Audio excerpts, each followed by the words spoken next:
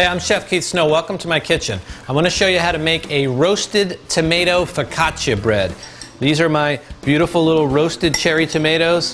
Very simple. I just put them on a sheet tray, toss them a little olive oil, salt, pepper, some herbs, roasted them off. Those are ready. Now the next step is to take our dough here, and this is a very simple dough. It's pretty much a pizza dough if you want to get technical about it. And I put a little bit of olive oil on it. I'm not going to use any flour. And what I'm going to do is take this sheet tray and put just a little bit of extra virgin olive oil right on there and push the dough onto the pan. And you can see with the oil it's not sticky. So the idea here is to try to stretch it, and you want to fill up as much of this pan as possible, and then let this do a second rise, and it'll get nice and thick. Okay, I'm going to let this rise for maybe 35 minutes or so, put my toppings on, and get after it. Okay, our dough has risen slightly. Now what we're going to do is take a little more of our extra virgin olive oil and just dress it slightly.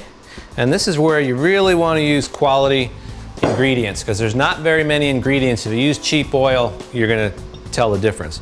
So take your fingers, and what you want to do is sort of push down, and you're looking to have these holes that will kind of collect the oil and some of the seasonings. Just like this. I actually had a dish just like this on the coast of Italy a few years ago, and it was really amazing. So you want to spread your tomatoes all around. You could certainly use other things besides tomatoes. Here you could use grilled vegetables or a lot of different herbs and just skip the vegetables. So just like that, spread them out so you have it looking a little bit even. And then here is some fresh basil out of the garden. What I'm going to do is do a chiffonade, very simple. You just want to take the leaves, roll them up, and then you'll take a good sharp knife and you'll slice them into ribbons. And that helps the basil, keeps it from turning brown. So now we'll take our chiffonade and we'll just distribute it evenly over the top of the focaccia bread.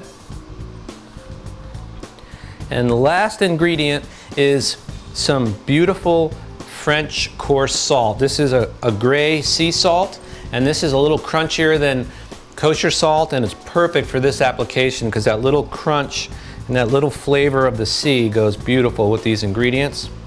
So you'll sprinkle this salt right over the top. This is maybe a 1/4 teaspoon of gray salt. Get it into your hands. And that is some really great flavor. I'll put a touch more of my good quality oil. Then I'm going to put a little bit of black pepper. Can't forget that. This is going to go into a 350-degree oven about 25 minutes until it gets golden brown and crispy.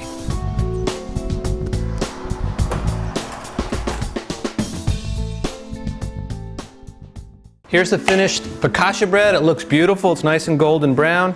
What I would do is cut this into squares. You could serve it with just a little side salad and a glass of wine, and you'd have a great meal. So give this a try with some of those cherry tomatoes that are everywhere this time of year. HarvestEating.com, the only social network website on the internet dedicated to seasonal, local, and organic foods. View hundreds of recipe instruction videos hosted by Chef Keith Snow, a nationally recognized expert in seasonal cooking. All it takes is an email address to join now for free. We welcome you into the Harvest Eating community. Start living healthier today.